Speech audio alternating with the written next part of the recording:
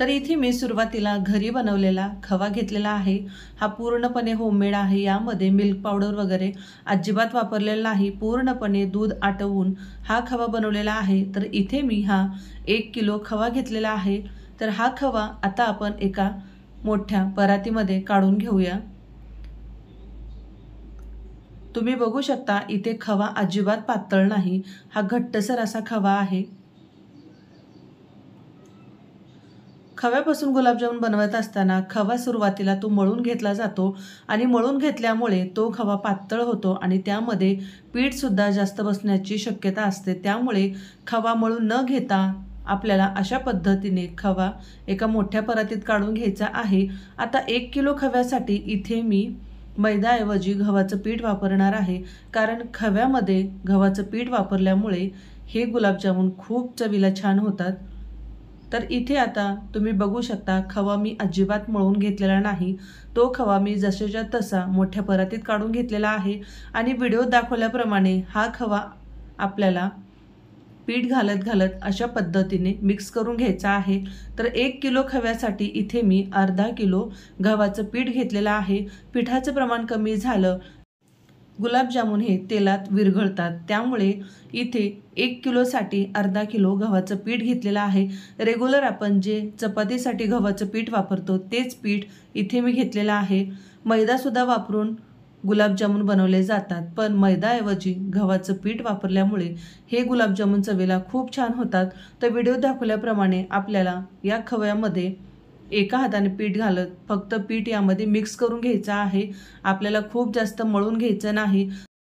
तुम्ही यामध्ये पीठ घालून कणिक मळल्यासारखं जर हे मळून घेतलं तर यामध्ये तुम्हाला खूप जास्त पीठ घालण्यात येईल, कारण तो खवा मळल्यामुळे पातळ होतो आणि त्यामध्ये पीठ सुद्धा जास्त बसतं। त्यामुळे अगदी हलक्या हाताने हे आपल्याला व्यवस्थित मिक्स करून घ्यायचं आहे, मळून अजिबात घ्यायचं नाही।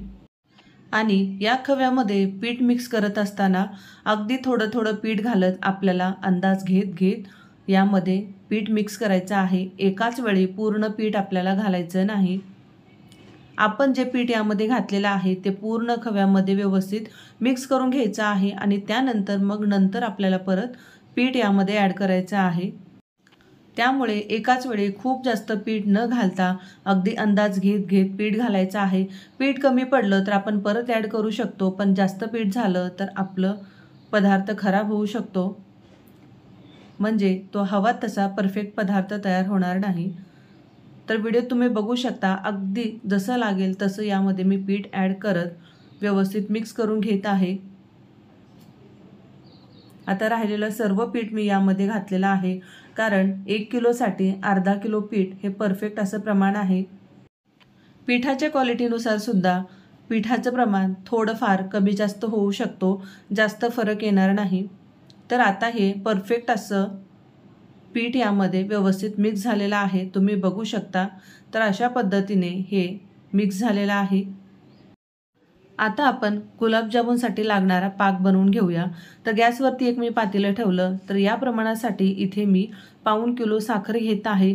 तुम्ही 1 किलो सुद्धा घेऊ शकता, पण आम्हा सगळ्यांना खूप जास्त पाक आवडत नाही, त्यामुळे फक्त गुलाबजामुन त्या साखरेच्या पाकामध्ये डीप होतील इतकाच मी पाक बनवणार आहे।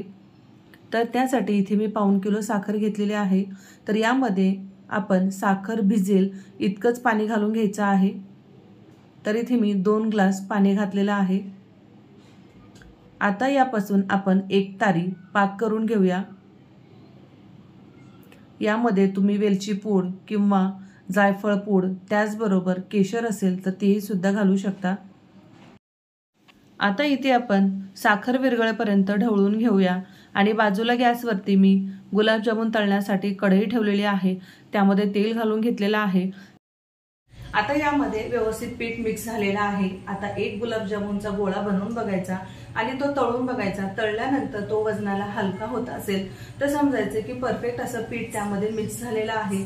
जर तो गुलाबजामुन तळल्यानंतर रंग छान आलेला आहे, पण तो आतून कच्चा आहे आणि वजनाने जड आहे, तर अशा वेळी समजायचं की त्यामध्ये पिठाचं प्रमाण जास्त झालेलं आहे। अशा वेळी आपल्याला अगदी चिमूटभर त्यामध्ये खाण्याचा सोडा वापरायचा आहे, त्यामुळे गुलाबजामुन वजनाने हलके होतील आणि आतून सुद्धा छान तळले जातील। तर इथे मी सुरुवातीला एक गुलाबजामुन बनवलेला आहे आणि तो मी अशा पद्धतीने तळून बघणार आहे, त्यामुळे मला पीठ ॲड करायची गरज आहे की नाही हे लक्षात येईल।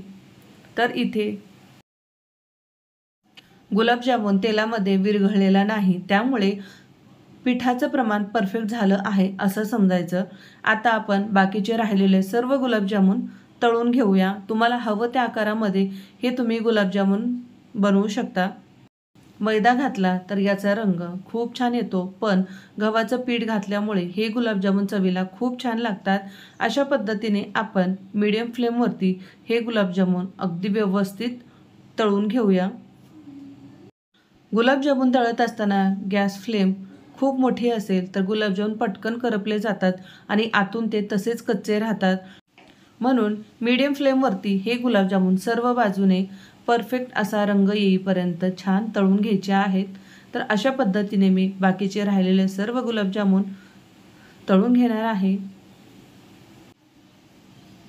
तुम्ही इथे बघू शकता तळल्यानंतर या गुलाबजामुनला खूप छान असा रंग आलेला आहे। हे गुलाबजामुन आपण पाकामध्ये घातले होते। पाकामध्ये घातल्यानंतर आपल्याला थोडा वेळ डीप करून झाल्यानंतर हे गुलाबजामुन काढून घ्यायचे आहे।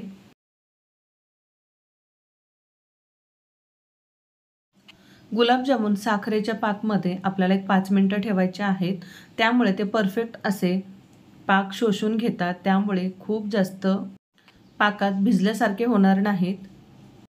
तर अशा पद्धतीने इथे आम्ही होममेड खव्यापासून गुलाबजामुन बनवलेले आहेत। तर आजची ही रेसिपी तुम्हाला आवडली असल्यास एक लाईक नक्की करा। परत भेटूया अशाच एका नवीन रेसिपीसोबत। धन्यवाद।